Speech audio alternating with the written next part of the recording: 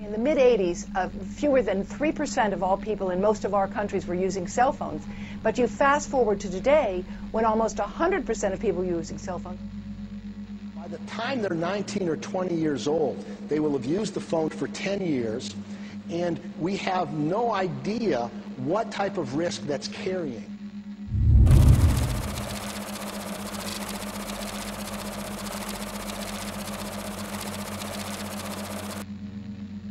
We've immersed ourselves in an ocean of electromagnetic radiation. It's all around us now. Invisible, we can't see it, but we know it's there. Every time you lift up your mobile phone, you know it's there.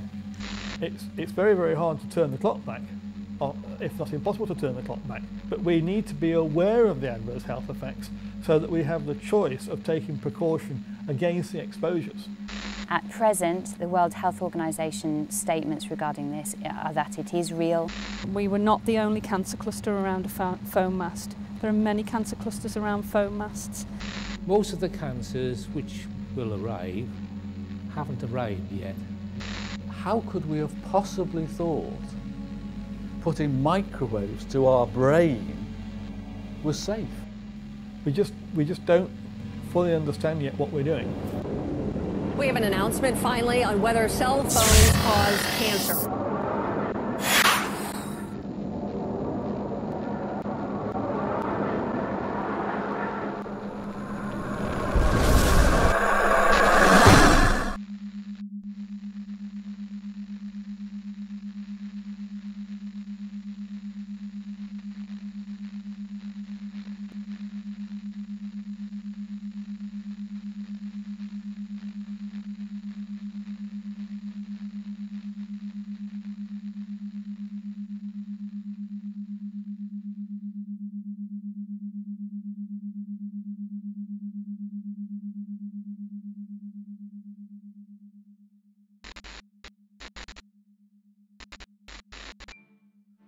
An unknown scientist is about to make a discovery that should have changed everything.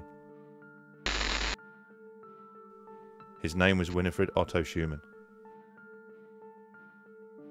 On the day in question, he was teaching his students about the physics of electricity, how a sphere within a sphere can create electrical tension, and subsequently, a frequency. Schumann's class had struggled to understand the subject, so to make it easier, the professor instructed them to imagine the Earth as one sphere and the ionosphere as another. He then asked them to calculate the tension that would exist in between.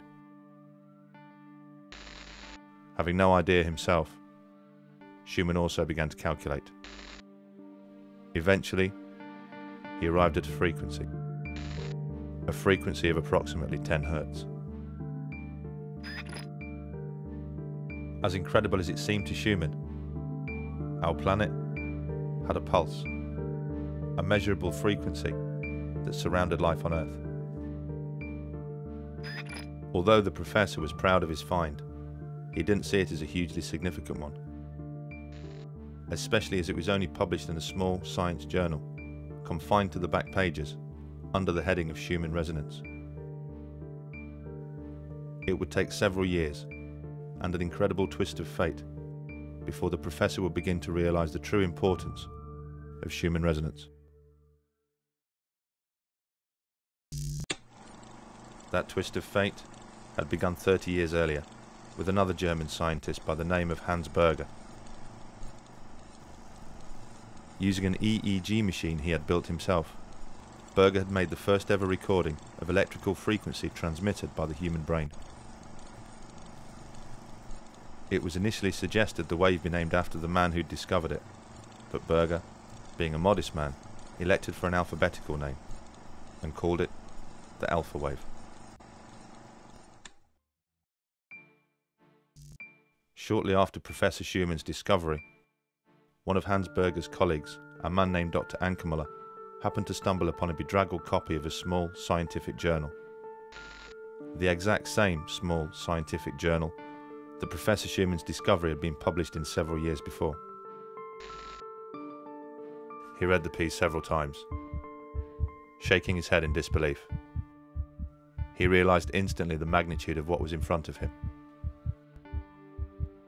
The frequency of the alpha waves, recorded by Hans Berger, were almost identical to Schumann resonance. The frequency of the Earth. Dr. Ankermüller immediately contacted Schumann to convince him to investigate further.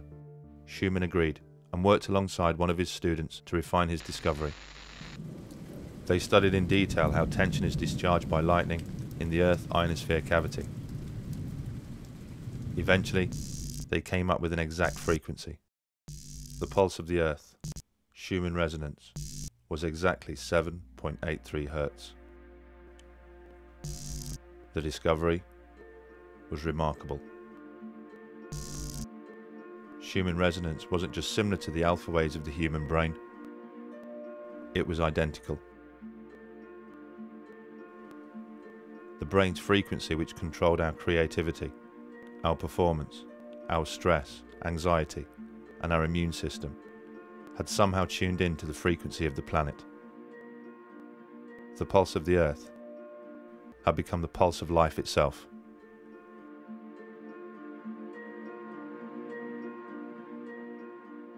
The frequency of a wave is measured in hertz. This refers to the number of oscillations the wave makes each second. Frequencies range from a billionth the size of an atom to the length of the universe itself.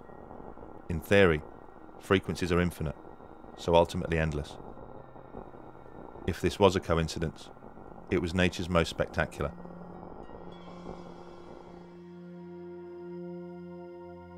So what did all this mean? It wasn't long before somebody tried to find out. His name was Rutger Weaver, an acclaimed scientist from the Max Planck Institute.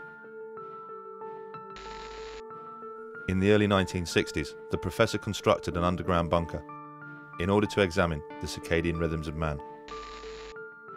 The circadian rhythm is the day-night cycle that is engraved into all life. Over a 30-year period, the professor conducted experiments in which student volunteers would spend several weeks at a time living in the bunker, completely shielded from the natural resonances of the Earth. In his results, Weaver noted some astonishing findings. He discovered that when Schumann resonance was filtered out of the bunker, the students' physical and mental health would suffer. He took students down there. He didn't trust to do it with ill or old people. He took young students down there because he knew, Weaver knew that there would be an effect. So obviously underground you don't have Schumann resonance. You only have the transverse magnetic fields from in the Earth. So by putting them underground, they started feeling sick, having headaches. Their circadian rhythm was completely upset. The interesting thing was, when he just introduced the 7.8 Hertz frequency with a magnetic pulse generator, that immediately stopped. Weaver would secretly introduce the 7.83 frequency to the bunker via a man-made transmitter. Each time he did so, he noted the ill effects suffered by the volunteers either disappeared or decreased. Their stress, headaches and emotional distress was reduced, and their sense of well-being was restored. All by the introduction of Schumann resonance. Weaver's research had revealed an incredible connection between human health and the natural frequency of the planet. And in 2011, groundbreaking research suggested something even more impressive, that Schumann resonance could be connected to the beginnings of life itself. The breakthrough came at the hands of Luc Montagnier, the Nobel Prize-winning scientist who first discovered the HIV virus. The professor was conducting water memory experiments, examining how water could retain a memory of substances that had previously been dissolved in it, when he stumbled upon something that would challenge the very principles of science. All life comes from life. This is a fundamental principle of science, and one which has never been violated in any experiment. Life can only exist where life has existed before. And the mechanism for this has always been understood to be a material one, such as egg and sperm or spore and cell division. But Luc Montagnier's experiments have offered a very different hypothesis. The professor showed that DNA sequences, the very building blocks of life, communicate with each other in water by emitting low-frequency electromagnetic waves. Even when the DNA was kept in separate test tubes, the professor still recorded electromagnetic communication between them. How sophisticated could this communication be? Well, Luc Montagnier showed they are able to organize nucleotides, the ingredients which actually make up DNA, into brand new DNA. Science has combined these ingredients countless times before, but in no experiment have they ever been able to recreate the spark of life and transform nucleotides into actual DNA, not without DNA already being present. Life, after all, can only exist where life has existed before. But in Luc Montagnier's experiments, the DNA had been completely filtered from the water. Yet new DNA was still formed. Just how was this possible?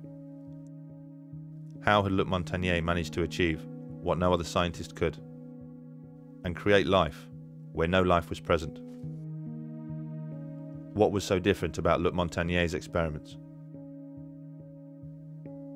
There was the presence of a frequency which, when removed, would cause the experiments to fail, but when present, would ensure that they would succeed. That frequency was 7.83 Hz, Schumann resonance.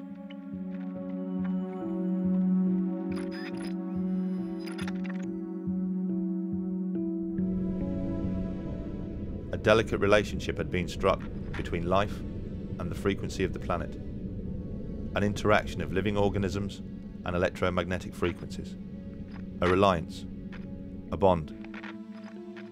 Evidence of this can be found by reading the science papers, but more obvious proof can be found by simply walking outside.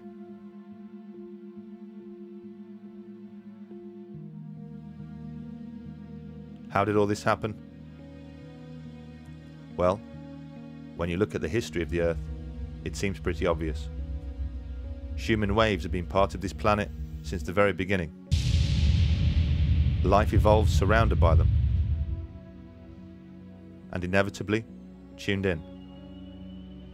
In fact, our sensitivity to frequency became deeply connected to our ability to sense another of the planet's phenomena.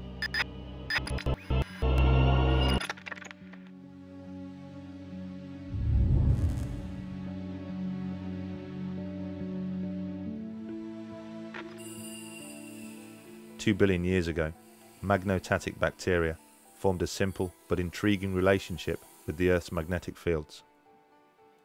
The single-celled organism contained particles of magnetic material. This enabled it to act like the needle of a compass and orient along the magnetic lines of the Earth. As organisms became more complex, so did their reliance on the Earth's magnetic fields.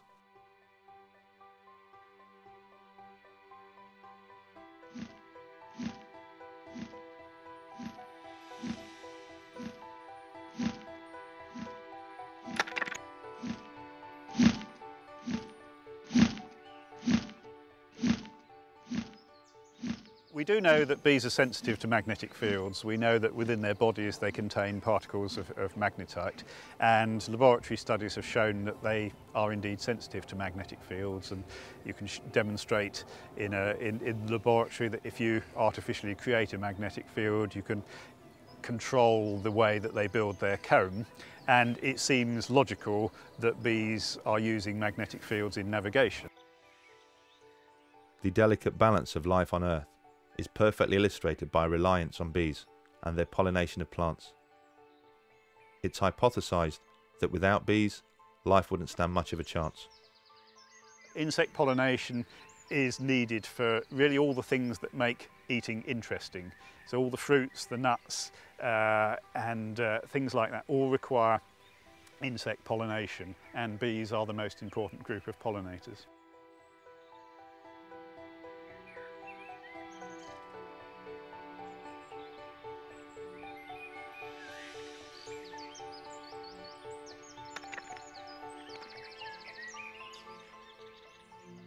If the bees weren't here, we'd have a very boring diet. Yes, we would have a very thin existence. I think that's the point without bees. And of course, as well as the food that we need to eat, they're pollinating wild plants as well. And in many cases, we don't know details about the pollination of wild plants, but we can be sure that without bees to pollinate them, many of our wild plants would disappear.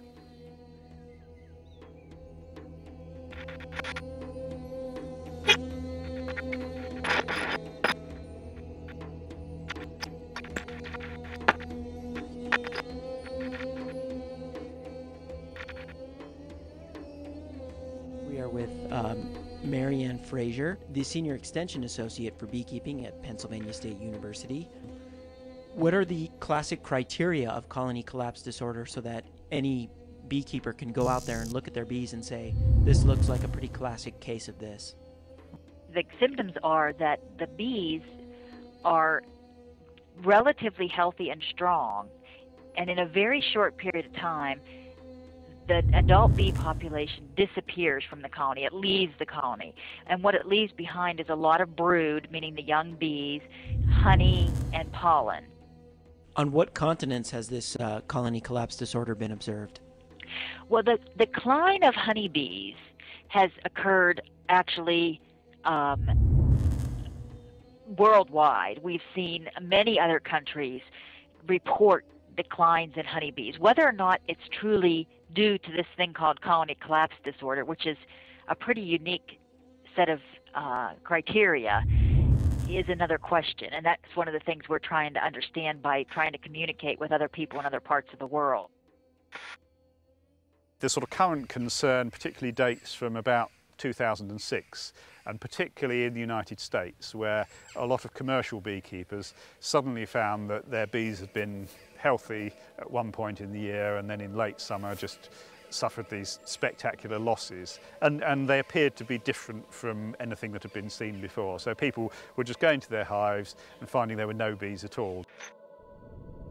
Colony collapse disorder has affected hives all around the world, with some countries reporting losses of up to 70%. A variety of reasons have been offered as to its cause, but none of them have been able to conclusively explain why all of a sudden bees don't return to their hives. Apart from one, a sensational piece of research by Joseph Kuhn and his team. In an experiment, the doctor worked with 8 beehives and placed a regular home deck phone inside half of them. The scientists then monitored if the presence of a deck phone would affect the way that bees returned to their hive.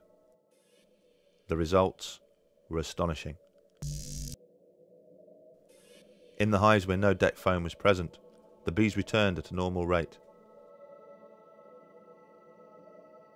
But in the hives which contained a deck phone, the bees hardly returned at all.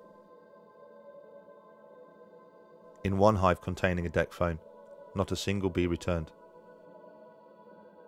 To fully understand the relevance of Dr. Kuhn's experiment, we must first understand how a deck phone works.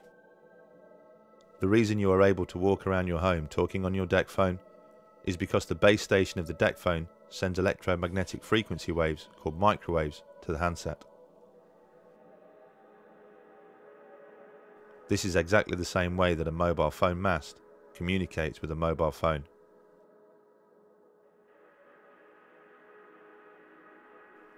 A deck phone is basically a miniature version of a mobile phone mast.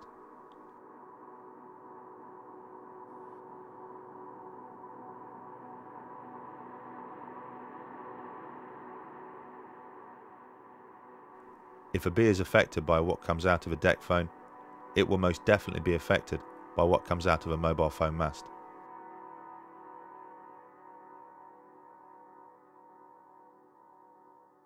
And with 4 billion mobile phone users around the world, all of a sudden, there are an awful lot of mobile phone masts.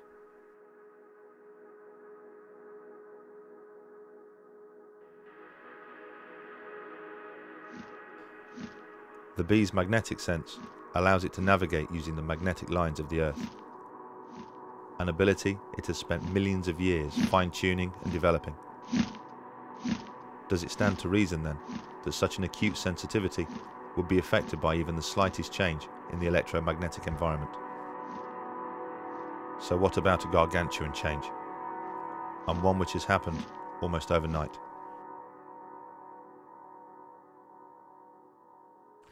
Are there other species that have this sensitivity to magnetic fields? A sensitivity which ultimately makes them vulnerable to man-made frequencies.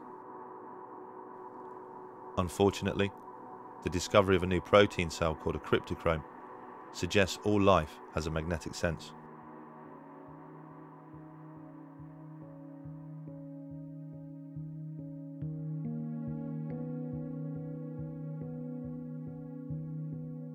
They were discovered in the 1990s in plants, where their function is to absorb blue light, which is used to regulate growth. They were since been found in insects, animals, mammals, including humans, and in birds. Cryptochromes are a biological molecule called a protein. It's generated by some of your genes called cryogenes. And the cryptochrome molecule actually controls your circadian rhythms, including melatonin production. Some of the cryptochromes seem to have a function of absorbing light as detectors for the circadian clock. So they are inputs for the light-dark cycle that many species seem to have, plants as well as animals. But in the year 2000, Thorsten Ritz demonstrated an even more amazing role for the cryptochrome. In a series of experiments on robins, he demonstrated that their navigational sense was not only a magnetic one, but it came directly from the cryptochrome cells, which are located behind the eye. I think the Ritz paper published in 2000 is one of those milestones in science, because he proposed that this cryptochrome molecule, which remember is best known for its effect in controlling circadian rhythms, that molecule was actually responsible for giving the compass, magnetic compass information in birds. The birds literally see the Earth's magnetic field, perhaps as a bright or a dark spot superimposed on their field of vision. And as they then move their head or their body around, this spot moves, and so rather like a heads-up display for a fighter pilot, they have this thing that they see, goodness knows what it would be, which allows them to orient while they're flying. The way he tested that was to expose birds to radio frequency fields to see if it actually disturbed their magnetic compass. And not only did the radio frequency field indeed disrupt the migration of robins, but it did so at very, very low intensities of fields. And that's really important and really interesting, that very low level radio frequency fields interfered with the robin's compass. The experiments by Ritz clearly demonstrated that the cryptochrome cell used in navigation was seriously affected by man-made frequencies, and man-made frequencies at levels well below those deemed safe by the governing body ICNIRP. All of the animal navigation studies, the cockroaches, the zebra finches, the chickens, the robins, they've all had their magnetic compass disturbed by radio frequency fields well below the ICNIRP public exposure limit.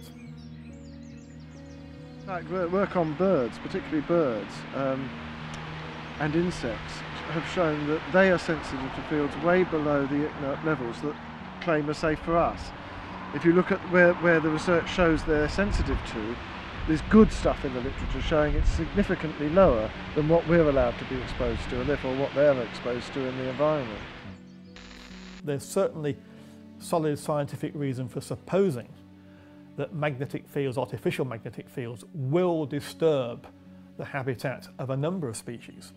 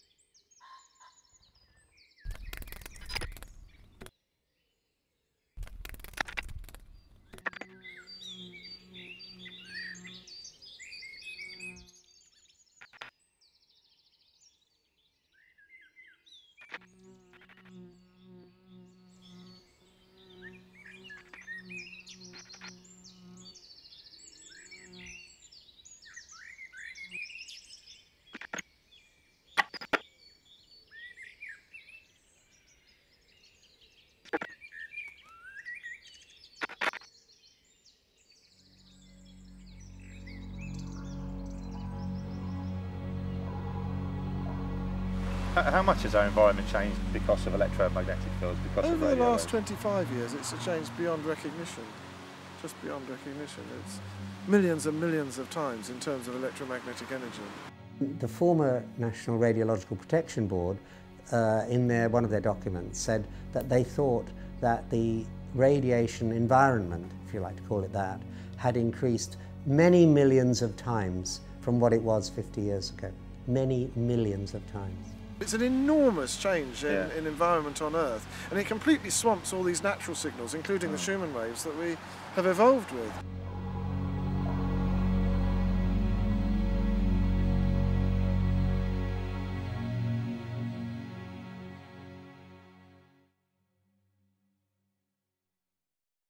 One of the reasons that cryptochromes are particularly interesting from the point of view of human beings detecting magnetic fields is that there's a recently study by Dr. Foley and colleagues showing that if you put human cryptochromes into the fruit fly, then the fruit fly is magnetically sensitive because of the presence of these human cryptochromes.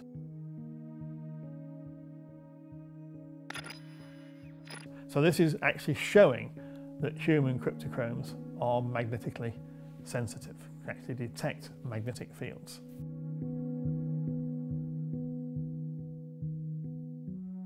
The discovery of the cryptochrome cell has sparked new interest in the magnetic sense of man, a sense that Robin Baker had predicted some 40 years ago. This is not some kind of scientific blind man's buff.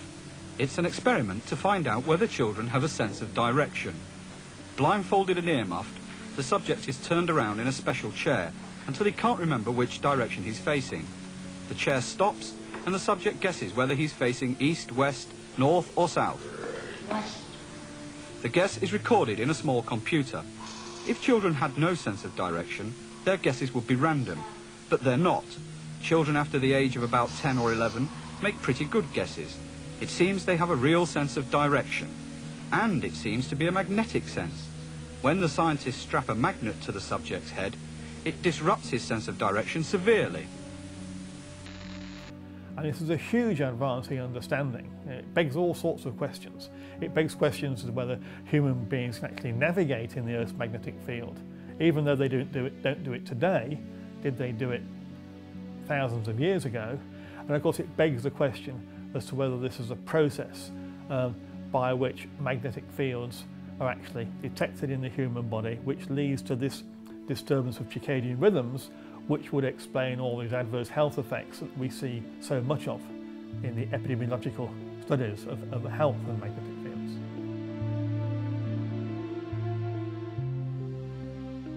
If mankind has the ability to sense magnetic fields, the same ability as the bees, the birds, and the butterflies, does that also mean that we are as vulnerable as they are to man-made frequencies? Will changes in our environment affect us, as it's clearly affecting them?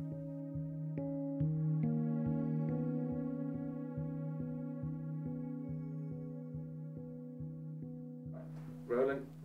Okay, so what is how do you describe electrosensitivity? Electrical sensitivity is when people start reacting, their body starts reacting to electromagnetic fields. Generally speaking, the electromagnetic fields that they'll be reacting to is wireless. So it'll be wireless communications, it'll be Wi-Fi, it'll be cordless phones, deck phones, mobile phones, masts. All of them emitting signals that our body has never experienced before. And when people start to become affected, when I became affected, the way that it starts to affect you is, generally speaking, it's your head first, and it will start giving you pains in your head. But I hate to use the word headache, because it's pains in your head that is unlike any other headache you've ever had before. Most people's complaints are things like cardiac arrhythmia, insomnia, headache, visual disturbance, vertigo, different kinds of paresthesias or neurasthesias where they are feeling unusual sensations within their body. But really it can also affect endocrine function, thyroid function. Again, the list is really endless. In my particular case, and this is not everybody's case, if I then don't get out of the environment, I start getting quite severe pains in my gut, and that will then mean it's too late, and I will then start bleeding internally. I think that the symptoms are so diverse, and the associations that people make are very difficult to accept if you have no knowledge of this subject, which most physicians do not have. And that's no fault of their own. We're not trained to recognise this condition. It's very innovative, and our understanding of it is entirely embryonic at this stage. We're at the very first steps of unravelling and fully understanding this condition. Brian, like many sufferers of electrosensitivity, has been forced to make radical changes to his home. These two rooms have been completely shielded in metal foil, so that this room and the bedroom are a Faraday cage. And if you actually check the electromagnetic fields, or indeed the microwaves, and this machine is simply converting microwaves to noise, you find that the mast that is about half a mile away over there, which causes me a problem, by shielding the room and putting metallized glass, means that I can eliminate most of the electromagnetic fields. The aspects of an organism that allow it to detect and respond to electromagnetic fields, you could say this word's going to use in a number of different contexts, and if you bisect it and break it down, electrically sensitive, you could say that really that's a response to life itself. In that, for example, if we're looking at an organism to determine the presence of life, we're really looking for the presence of electricity. So with the electrocardiogram, for example, the ECG, and the electroencephalogram, the EEG, what we're looking at there is the presence of electricity from those target organs, the brain and the heart. And when we see the presence of that, that's a sign that there's life. So in a way, given that on a cellular level, electromagnetic fields are part of life itself, we could say that all life is electromagnetically sensitive. Desperate to convince people that electrosensitivity was genuine, Brian and a number of other sufferers signed up to a landmark experiment at Essex University. The experiment, run by Elaine Fox, would sadly become the definitive work on the subject.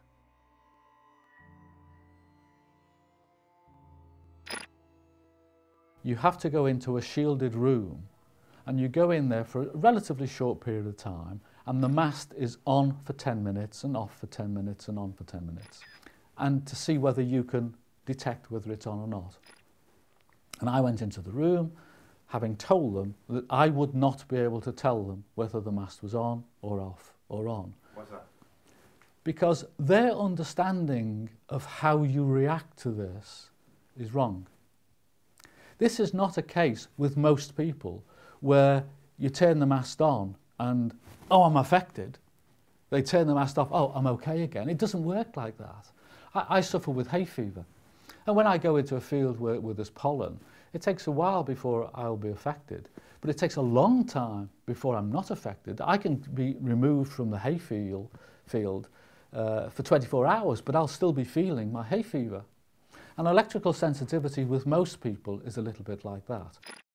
The way the team had set up the experiment meant it would be almost impossible for Brian and the other volunteers to prove they were being affected. Not that it would matter, as the team had inexplicably decided to do away with any form of vetting procedure. For one thing, people appear to be sensitive to different things. I'm sensitive to 3G mobile phones, I'm sensitive to GSM mobile phones, for example. There are differences in the way the modulation works. I have no idea whether they're right in their sensitivities, but if that is the case, then it makes sense that the people who you've got into your study claim to be sensitive to exactly the signal that you're going to be exposing them to. If you have someone that, for example, is always sensitive to Wi-Fi, but they're never sensitive to mobile phones, if they exist, then you make sure that what they're being exposed to is Wi-Fi and not mobile phones, because you're actually trying to prove whether they're sensitive to what they're saying they are. None of that differentiation was done. It was really, if you claim to be sensitive to anything at all that happened to be electromagnetic, you were in. Well, one of the reasons why I thought it was quite important was I help people who are electrically sensitive. And a couple of months before, I'd actually been to a lady's house who thought she was electrically sensitive, just to try and help her and to explain to her what electrical sensitivity was and what might be causing her problem. And to cut a long story short, it was obvious that this particular lady had a problem, but she was not electrically sensitive. She was definitely not electrically sensitive. But in the going of the conversation, she'd signed up for the Essex trials to try and find out whether she was electrically sensitive. Well, my heart missed a beat. Well, here's somebody that's not electrically sensitive, and they've signed up to go to Essex, and Essex are telling me they don't have a vetting procedure.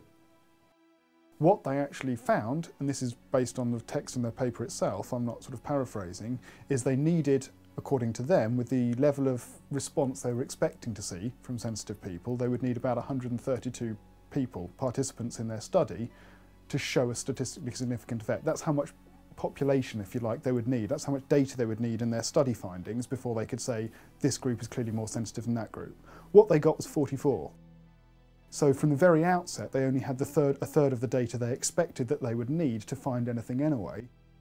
What they ended up finding was a near statistically significant risk anyway, i.e. the people who claimed to be sensitive showed that they were sensitive with a significance of about 90%. So the borderline at which a scientific paper says, yes, this is statistically significant, is 95%. If you don't get that level of certainty, it's not a statistical finding at all. It could be random chance and noise. They got something which was 90% certainty of an increase in risk, and of course it fails the magic bar at which you can call it a statistically significant result, and it was written off as this demonstrates that people aren't sensitive, when actually it did no such thing.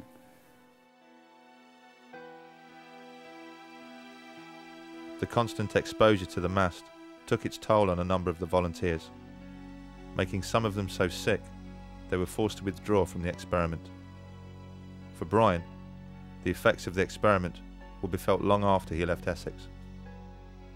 I've had, my first colonoscopy was 7 years ago, my second one was 4 years ago, my third one was about a year ago.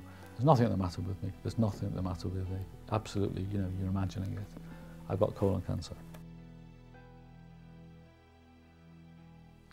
So from the first time that I bled to the time of removing the polyp was 7 years. When I asked the doctor how long does it take to cancer to develop, 7 years. So you can virtually track the time when I went to Essex, and there was one occasion before where I started bleeding. With that bleeding has caused me colon cancer. How could such a botched experiment be held up as such a definitive piece of research? Why would such an experienced team make such fundamental and obvious errors in their work? Could it be anything to do with those who provided the funding? The Essex experiment is one of a number of experiments funded by the Mini-SHA, a company set up and funded by the mobile industry themselves. Could you explain what Mini-SHA does and how Mini-SHA is funded? Yes, the Mini-SHA programme is funded jointly by the UK government and the mobile telecommunications industry, and it funds research into possible adverse health effects related to mobile phone technology. The whole issue of who funds scientific research is a thorny issue. I know many scientists like myself who, when they get a new study to read, the first thing they turn to is the back of the page where it says who funded it. Is there, do you think, maybe a conflict of interest in the mobile phone industry funding research into the harm that it does? Well, of course there is a potential conflict of interest, and that's why a programme of funding like this has to be carefully managed. I've done a lot of work with the telecommunications industry because I happen to have I organise the communication workers representation in here, and so I've talked to these people for a long time. I think they would like to be objective, but they are driven, particularly in a market where they're fighting each other for market share by profit, and therefore they may fund research, but much like the pharmaceutical industry, you often find that they're hiring people who have already spoken on their side of the argument. Scientists aren't pop stars, they don't earn a lot of money, they have houses to finance, they have families to look after. Who can blame them for recognising that if they find the wrong results, they're not going to get another job from that source at any rate? There are psychological pressures, even in the absence of actual pressures, which may or may not be present in individual circumstances. There are clearly psychological pressures to conform and to please the organisation providing your funding. You feel obliged. You feel obliged, you feel obliged. There are some really solid statistics showing that where there is an issue over electromagnetic field effects, that the studies funded by the utilities or by the power industry or the radio industry or by the mobile phone industry are funded by them, that the studies tend to be significantly negative, whereas the studies funded independently within universities and so on tend not to be so.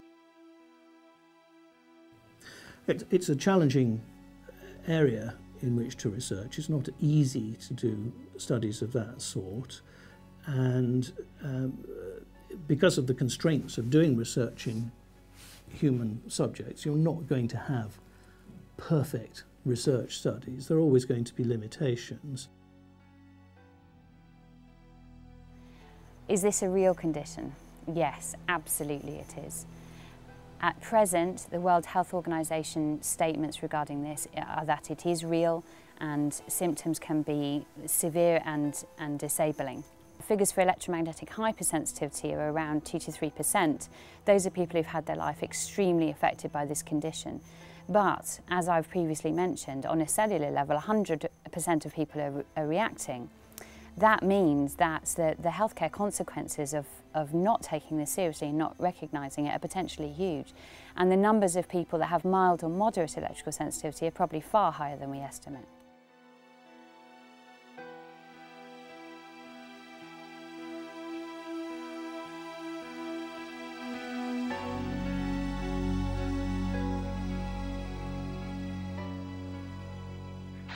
Where It leaves us with a tape recording of an experimental link-up between a standard telephone and a unique mobile handset. A dialing tone. And that's quite an achievement, because it's one thing to transmit a conversation, it's another to transmit accurate digital information. Now, an extension at the Research Institute in Chelmsford, which has perfected this technique. On the other end of this should be Liz Charnock. With the advent of the mobile phone in the 1980s, came the need to build a network of antennas to support them. Since then, the telecom companies have erected over 5 million mobile phone masts around the world. But incredibly, prior to filling the air with microwave frequencies, they didn't conduct a single piece of research to ensure there wouldn't be any long-term health effects from such exposure. The grid was built without first making sure it was safe. Thank you for your help.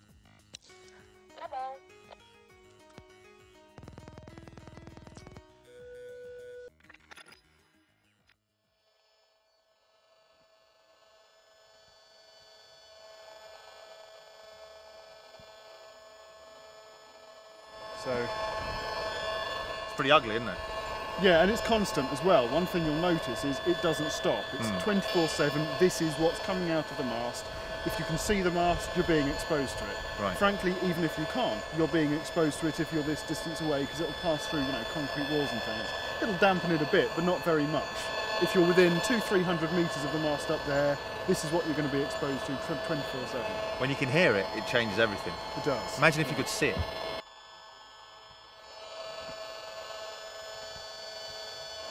It'd be the equivalent of seeing a daily smog. Yeah.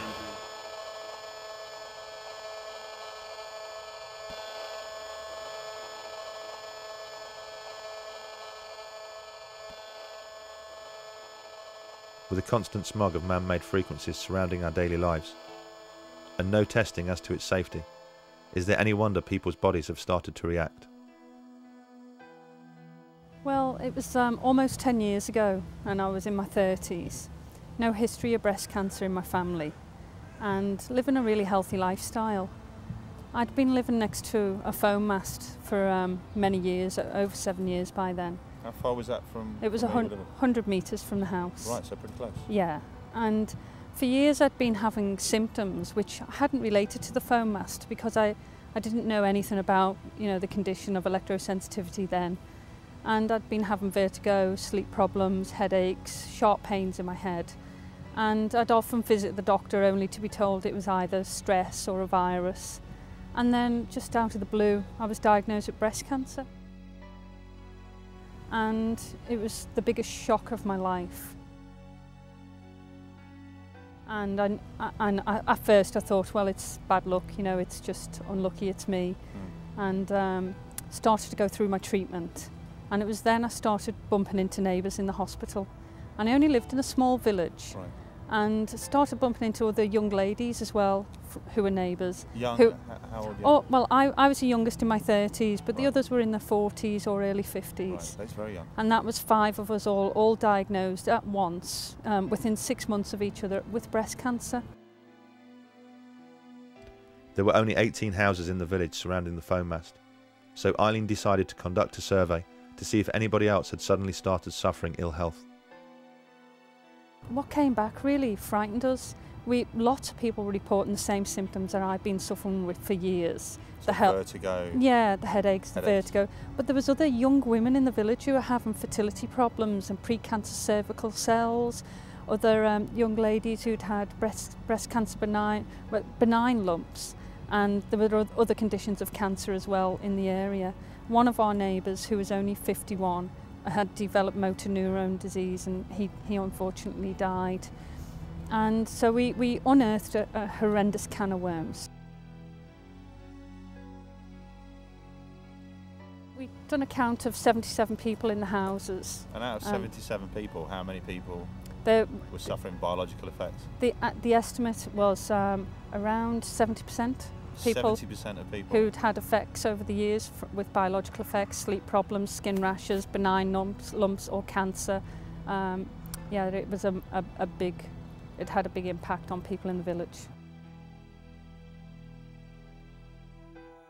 I think this is a global, massive problem. We found since then that we were not the only cancer cluster around a foam mast. There are many cancer clusters around foam masts, and we'd worked with a local scientist where we looked at other foam masts that have been in areas for a long time and conducted other surveys and found other cancer clusters as well.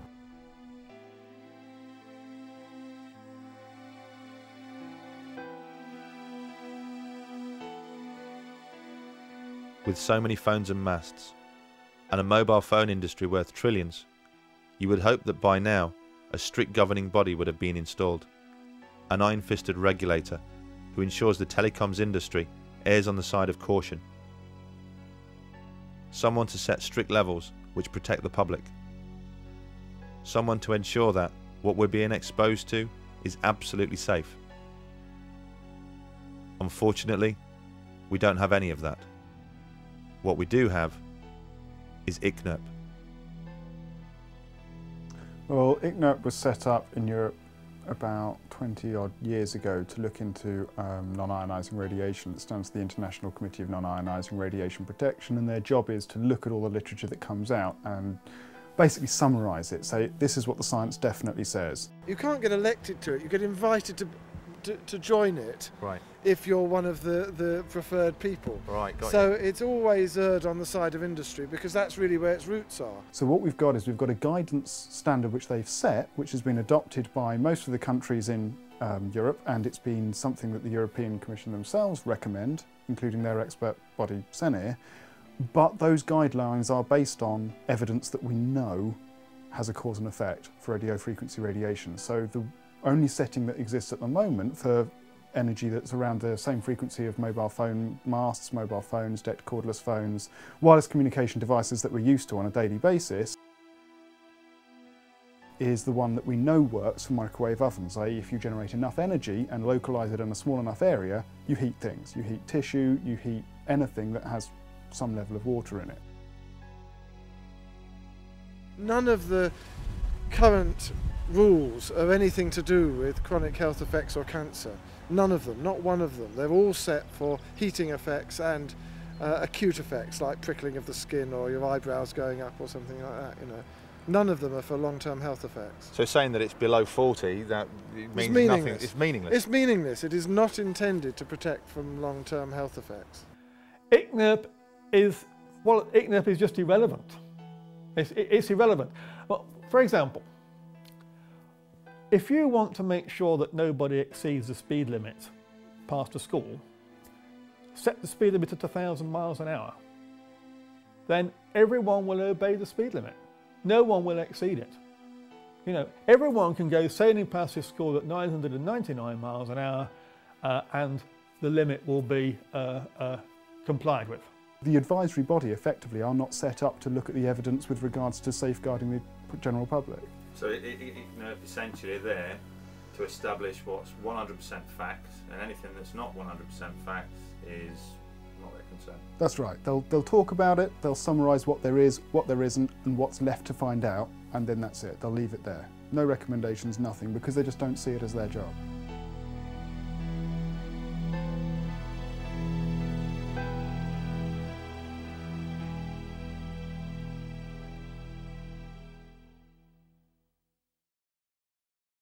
What if I try and make a call? Let me try and make a call. If you try and make a phone call, it'll be almost constant because it starts a proper sort of two-way high bandwidth transmission. Okay, let's do that. Oh wow. So as soon as it picks up, this is it trying to, and this is once it's on call mode, this is now what the phone's doing. And that's waves going from my phone to the base station and then being transmitted from there. And that's it's picked up. That's horrible. And that's basically what your phone's transmitting into your head all the time, that you've got it operational and you're using it for phone.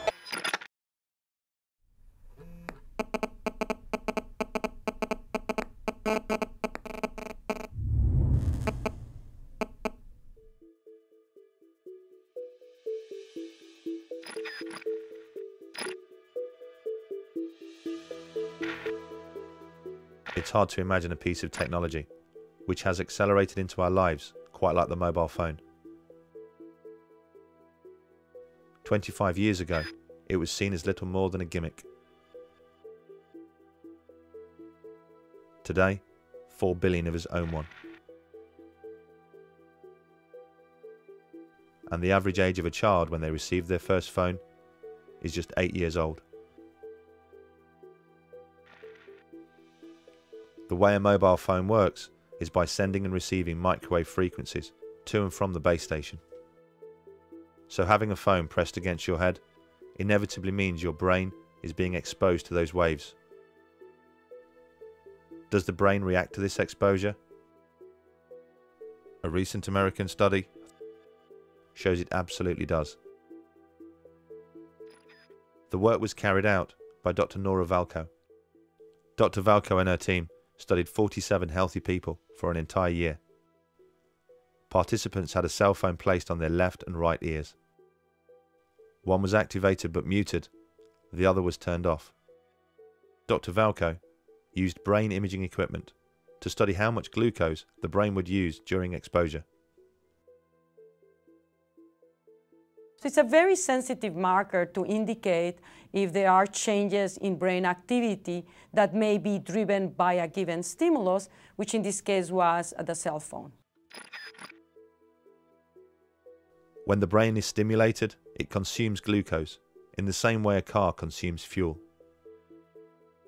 50-minute exposure to a cell phone was associated with increases in glucose consumption by the brain, which indicates that the brain was being activated by the radio frequencies from the cell phone. This right area of the brain that was very close to the antenna showed the largest increases in metabolism as compared when the telephones were off.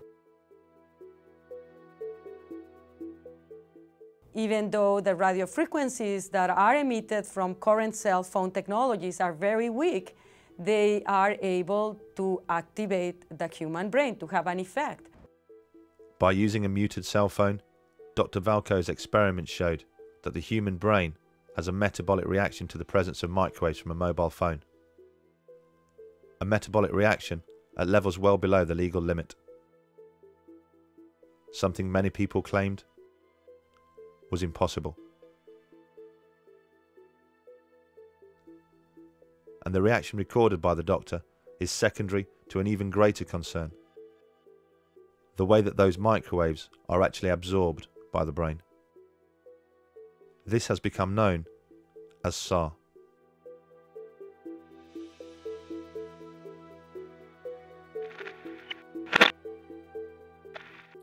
SAR is, well, first of all, it stands for specific absorption rate, and that's the measure of how much radio waves, or how much RF energy, in this case radio waves, is absorbed into the human body over a certain period of time within a certain volume.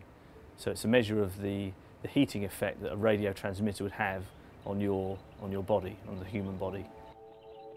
The SAR for every mobile phone is measured in this way, using an artificial head called a SAM phantom. This is filled with a glucose mixture which represents the brain. The probe measures the amount of microwave radiation that penetrates the SAM phantom skull and calculates a SAR rating based on how much energy is absorbed.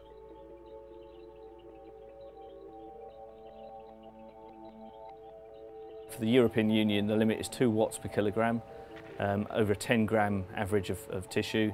For America, it's 1.6 watts per kilogram, over a 1-gram average of tissue. So the limit for the USA is more stringent than for the European Union, but other countries around the world, such as Australia, New Zealand, use the European limit.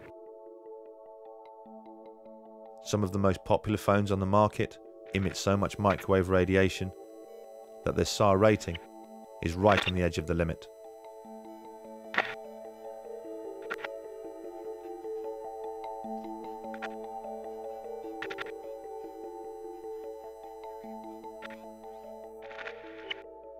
Every millimetre of skull helps protect the brain against the phone's microwave radiation, and therefore lowers the phone's SAR rating. Children get their first phone at the average age of 8 years old. An 8-year-old skull is considerably thinner than that of an adult, so you would hope that phones are tested against a skull which represents the thickness of that of a child. The SAM head is an average shaped and sized human skull. The average of 10,000 people has been taken in terms of their head measurements, and this SAM phantom head has been created, which is an average human skull. Obviously, the head of an average human being is considerably larger than that of an 8-year-old child. But when we investigate the company that makes the SAM phantom head, we discover that the news is even worse. The SAM phantom isn't just the average of 10,000 people. It's the average of 10,000 US Army personnel. And US Army personnel most certainly have a larger, bigger, thicker head than the average 8-year-old. It's pretty reasonable to assume that if most mobile phones were tested against the skull of an 8-year-old, they would fail.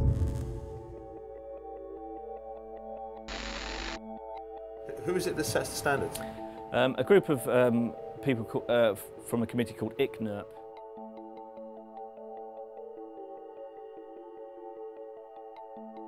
The people who do the work on mobile phones are, by and large, engineers.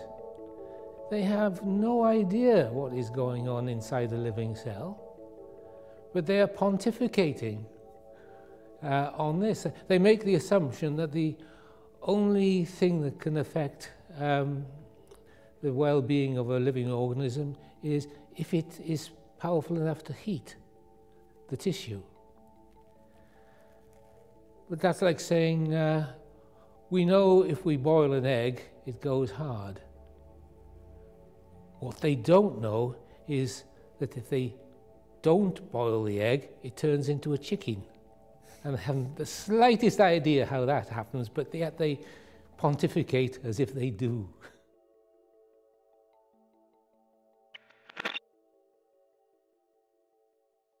In 2011, the World Health Organization changed the danger rating of mobile phones, reclassing it as possibly carcinogenic to humans,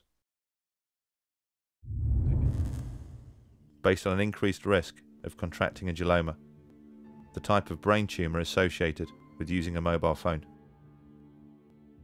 What was the catalyst for this abrupt change in status?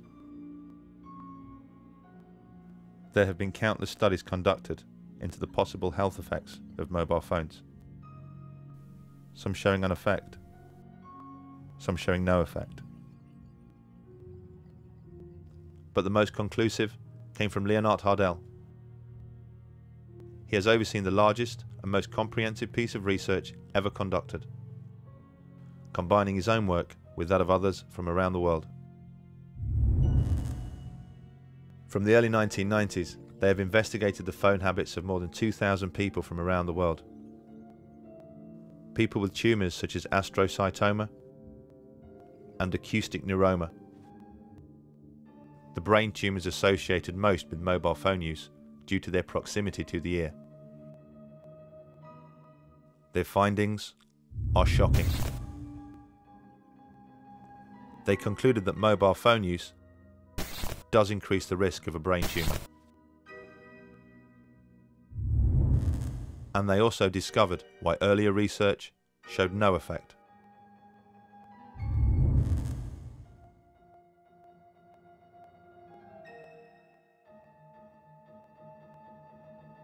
I think there's more evidence that it's carcinogenic than just possibly carcinogenic. But I can understand it in a way because most of the cancers which will arrive haven't arrived yet. I mean, people haven't been using cell phones for long enough for the true effect to become apparent. As is the case with other carcinogens, it takes at least 10 years before you start to see an effect from the exposure. Because the mobile phone explosion didn't really take hold until the late 1990s, it's not surprising we are just starting to see the effects right now. So what are the telecoms industry doing to protect its users from contracting a brain tumour? A flick to the far reaches of their safety manuals suggests that they are more concerned about protecting themselves.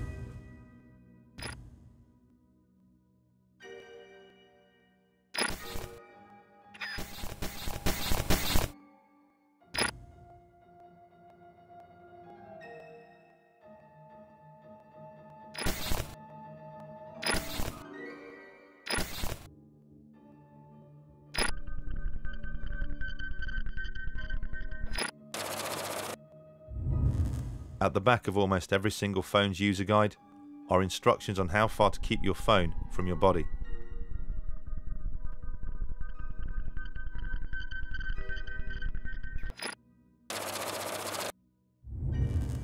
Instructions which, in the most part, are wholly unworkable.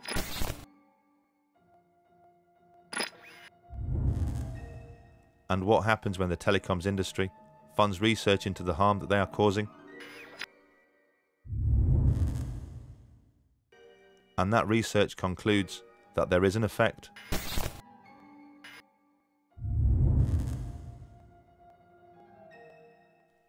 That the use of a mobile phone does play a role in the development of cancer.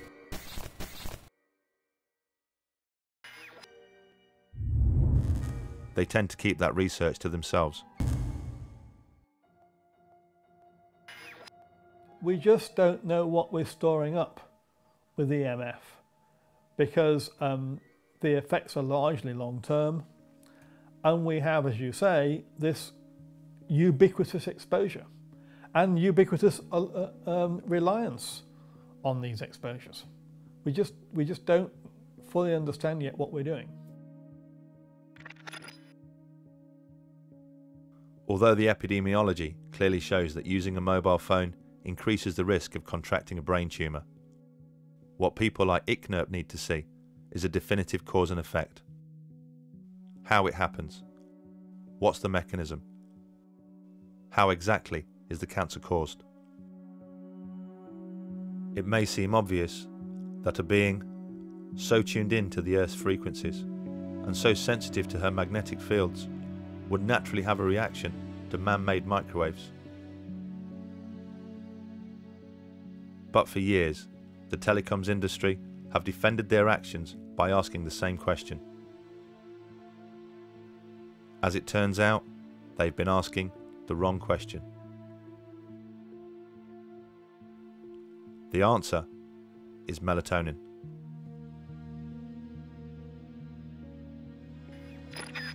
You know, melatonin is a hormone, and believe it or not, it's made in the brain. It's made in the pineal gland of the brain, and it's got a very powerful antioxidant status compared with vitamins. For example, melatonin is 5 times as powerful as vitamin C and twice as powerful as vitamin E. And it secretes only at night, and it's at night that we need it because that's when we go to sleep and when our brain repairs the cells of our body. And that's when melatonin comes out to do its work.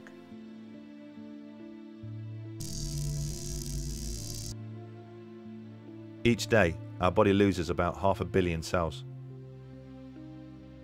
And at night, that's when our body replaces those cells. Through a process called cell mitosis, the dividing of cells. And what it's doing is it's mopping up what are called free radicals. These free radicals are really the spare electrons left over from the process of making the energy which we need to repair ourselves in the first place. Each night, as our body repairs itself, millions of free radical cells are created as a byproduct of cell mitosis. These free radical cells attack healthy cells.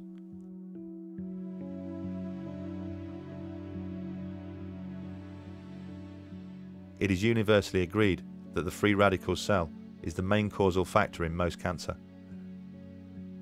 Our body's main defense against these free radicals is its most powerful antioxidant, melatonin. It passes into the bloodstream, and its job is to act as a natural antioxidant, a natural anti-cancer agent. Melatonin is a very, very powerful anti-cancer agent. What it does is it acts as what's called an oncostatic agent, that is, it protects you against cancer. It controls the sleep-wake cycle so that you get a good night's sleep when you've got proper melatonin. It's an anti-aging molecule. In other words, by mopping up those free radicals, it leaves your skin and complexion looking younger.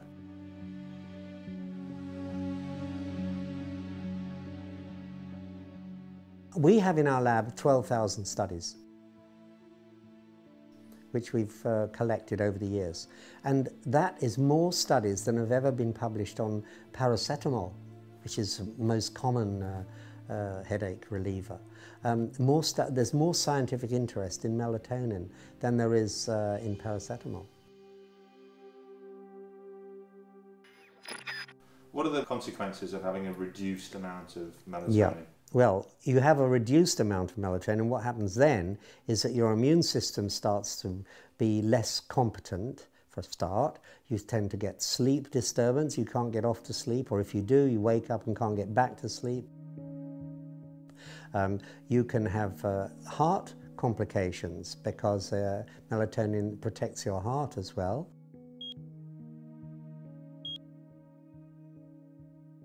And you're much more prone to disease because your immune system is not functioning at its best. So these are some of the things that happen when you have a lowered melatonin level. And for example, the average woman with breast cancer has only got 1/10 of the melatonin of a normal woman of her age. And for people with prostate cancer, they've got less than half the melatonin that they should have. Autistic children have less than half the melatonin levels that they should enjoy. Reduced melatonin in night shift workers, because they're working at night and exposed to light, they don't produce nocturnal melatonin, is known to produce a 50% increase in breast cancer risk. And the International Agency for Research on Cancer, IARC, has actually classed night shift work as a class 2A probable carcinogen because of this melatonin reduction. There are lots of studies now showing that people on night shifts or people who are blind have different cancer rates than the average population. And most of those studies support the view that the absence or the lowered melatonin has an adverse effect on health. Because the body only repairs itself at night. Melatonin is only produced when the pineal gland senses that no light is present. What happens is that the pineal gland is light sensitive. It's sitting right where your brain receives signals from your eyes at crossover point in the middle. It's called the suprachiasmatic nuclei, and the connections from there goes directly to the pineal gland to tell it whether there's any light around or not. If there's light around, then there's also interference with the signals the brain wants to send to our cells in order to repair them. So it says there's no point in the brain sending these signals out to our cells to tell them to repair, because there's so much interference that they won't hear it. So it waits, the brain waits until it's dark.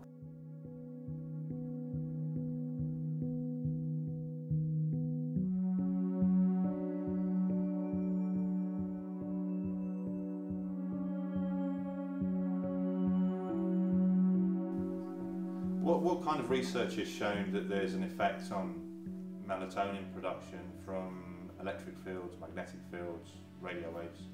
Right, well, the Battelle Institute in America has done a lot of work on this way back from the late 1970s, in fact.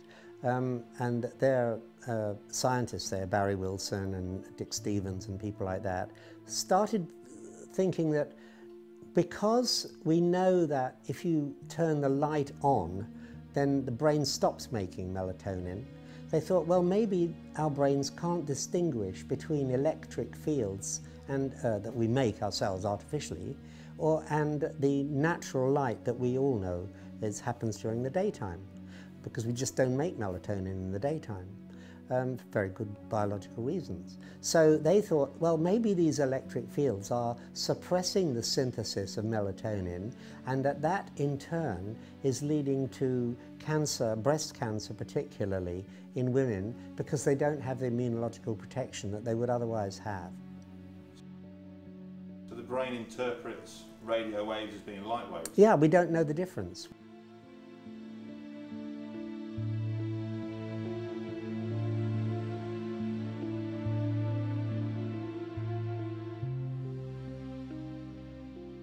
The hypothesis that the pineal gland cannot distinguish between light frequencies and man-made frequencies is certainly backed up by a wealth of research.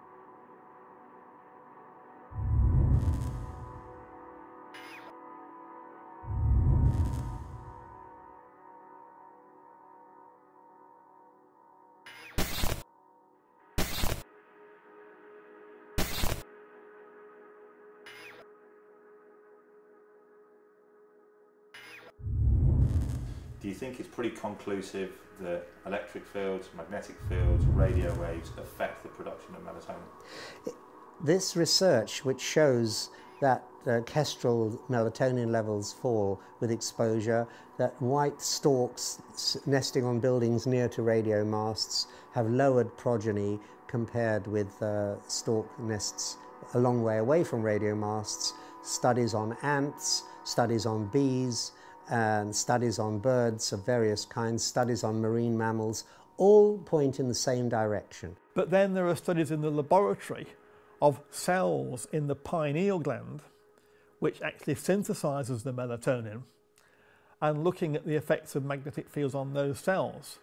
And at virtually every stage in the synthesis of melatonin, it's been shown that magnetic fields disturbs the actual production of melatonin. So you see, the evidence is in all aspects of the pathway of melatonin production, that the inhibition of melatonin production by magnetic fields, the research covers really every aspect of that pathway. Would you say that it's almost conclusive? Yes, I would say it is almost conclusive.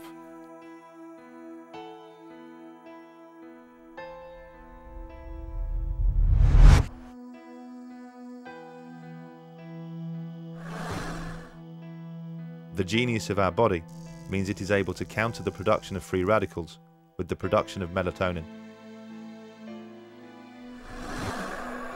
We have created in ourselves a precise balance, a perfect system of defense. It has taken our body millions of years to perfect this technique. A technique created based on the surroundings we have evolved in. But over the last few decades, our surroundings have changed, and changed exponentially. To the naked eye, the world appears to be the same. But at a cellular level, it is the biggest change in environment life has ever encountered.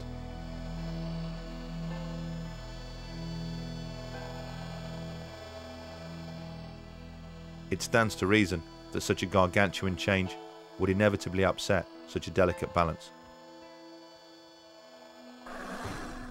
And the consequences of our bodies not producing the right amount of melatonin could be disastrous.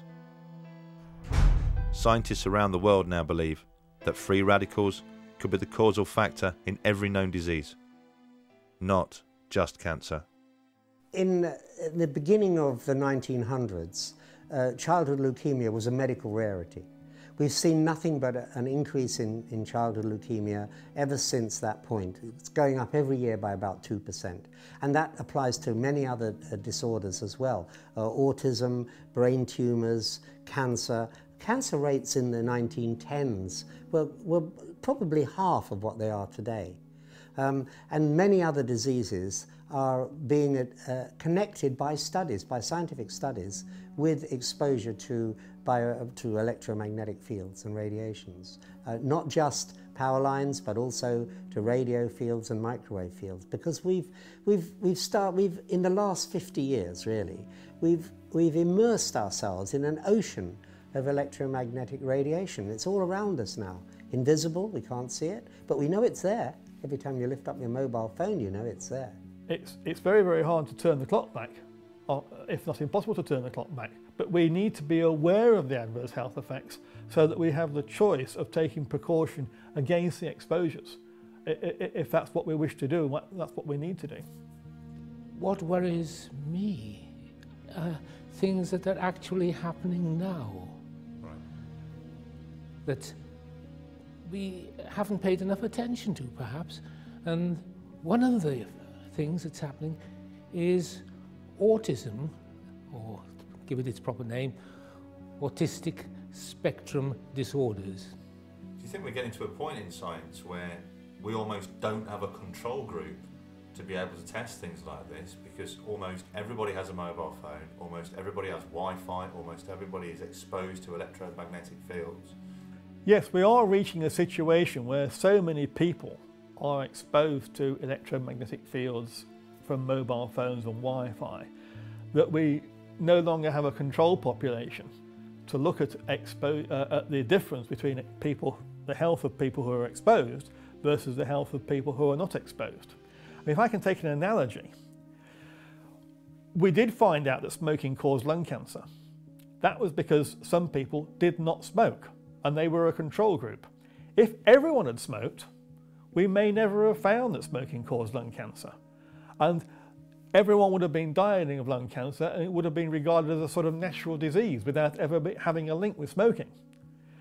What's happening with mobile phone exposure is we are losing this population of people who are not exposed. Even the few people who don't own a mobile phone are surrounded by the radiation from the mobile phone when they go shopping, when they go on a train, wherever they go.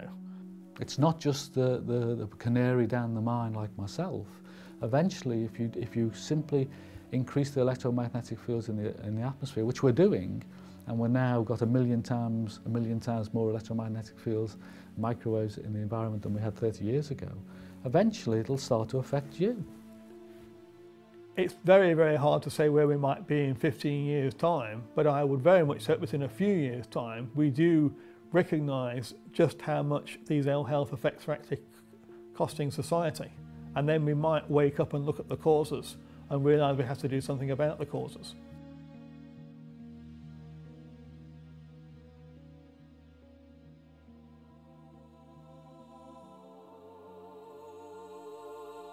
We are a brilliant, yet complex organism. The way that our body functions isn't by chance, nor is it something which has happened overnight. Like every other creature on this planet, we have adapted into the environment we exist in.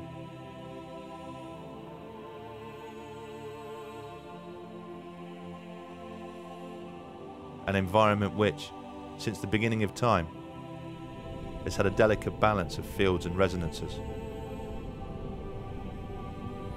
These phenomena don't just surround us, they make us what we are.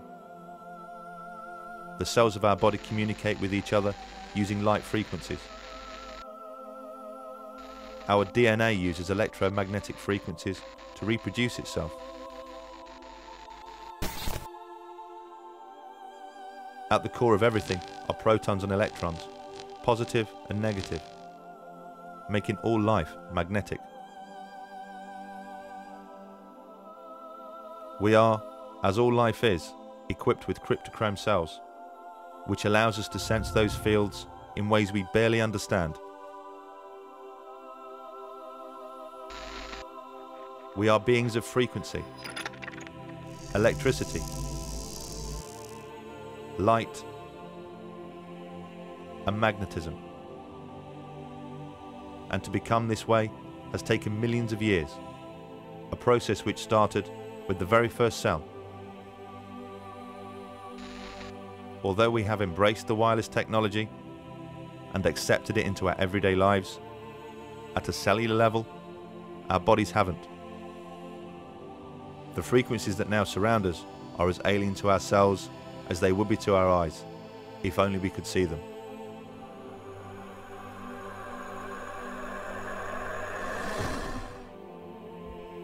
Our children are being born into a world that their bodies simply cannot understand. Where will all this lead?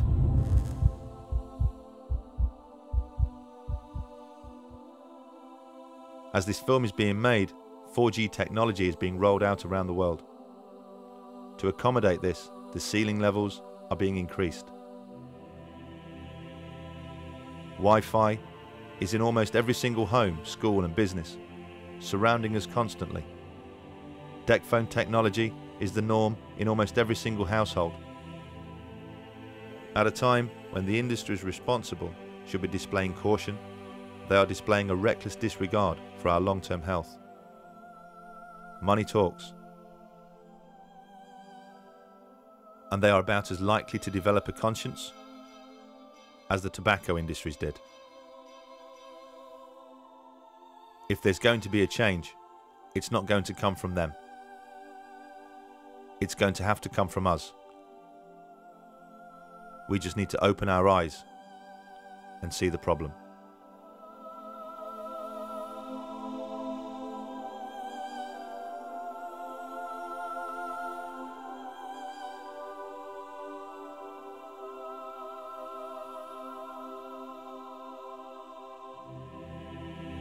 Would the Mini-SHA, do you think, fund research into radio waves affecting melatonin, given that this is the mechanism that people seem to point to, that mobile phones affect the production of melatonin? Melatonin is an antioxidant, a free radical vacuum cleaner, if you like.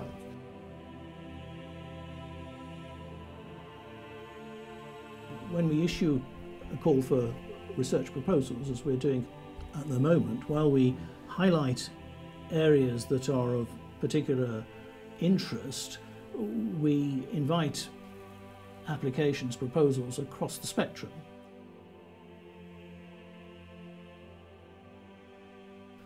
But it would have to be prioritised alongside the other applications that we get. We only have a limited pot of money, but we don't rule out funding research on melatonin. It's not one of the areas that we've identified as a priority at the moment.